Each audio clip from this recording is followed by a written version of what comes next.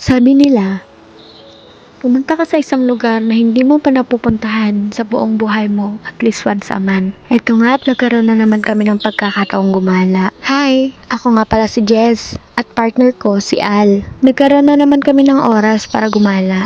At ang naisip na naming puntahan ay ang Lusok Cave na matatagpuan sa Luna, Apayao. Kaya samahan nyo na naman kami sa bago naming adventure dito sa Cordillera. Nakalis kami ng 7 AM ng umaga. 4 na oras nga pala yung biyahe mula Solana hanggang Luna, Apayao. Mahaba-haba ring biyahe ang aming aantayin bago makarating sa aming destinasyon. Pero kahit sobrang layo ng biyahe ay sulit naman ang naranasan namin ni Al. 11:30 na nang makarating kami sa Luna, Apayao. At isang tip nga rin pala kapag pumunta kayo sa lugar na ito. Pumunta kayo sa mga araw na hindi masyadong matao para mas ma-feel nyo ang ganda ng kalikasan at mas maramdaman ang kapayapaan na kayang ibigay ng kalikasang ito. Eto nga at nagsimula na kaming maglakad. Hindi nakakapagod ang maglakad papunta doon. Mas nakakapagod pa nga ang mahabang biyahe simula Tugigaraw hanggang dito sa Apayao. Meron nga rin pala silang trekking sa loob ng kuweba. At yun ang hindi na namin nasubukan ni Al. Sobrang refreshing talaga sa pakiramdam kapag nature na yung pupuntahan. Dito nga ay may halong kaba at excitement ang nararamdaman namin ni Al. Pero mapapa-amaze ka na lang sa mga tanawin na aming nadadaanan. Sobrang babait nga rin pala ng mga tour guide nila dito. Nais na lang po malaking batid po na magandang umaga sa mama. Bali, ako pala sa Edward po, ako po mag-interview kayo. Tapos hindi lang naman ako mag-interview nyo, kundi sa pa ako maging pagkatapan nyo mamaya po doon. At saka hindi lang po yun, sa pa ako mag-iiwanan po sa daling kayong matulog. O, marunong ba kayo ng mga ma'am? Sir? Hindi po. Ay, si ma'am na hindi marunong. Sabagay ma'am, don't worry, wala pa naman tayo ng patawag baka dito. Baka lang. Wala.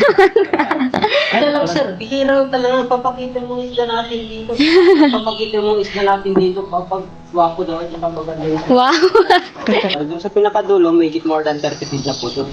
At hindi lang naman talaga ang tubig ang pinakamalalim po dito. Nung kundi pinakamalalim po talaga dito, yung pagmamahal po sir sa inyo. Wow.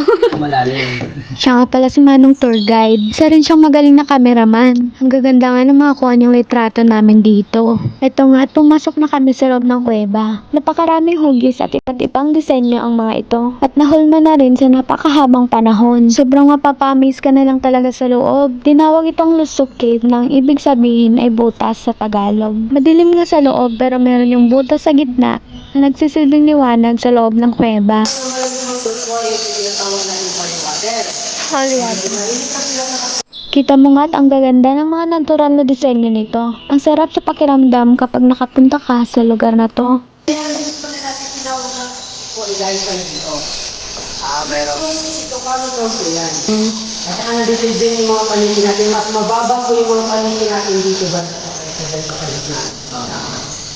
Tingnan nila, alin natin baka nalang at Wow! Salamat po.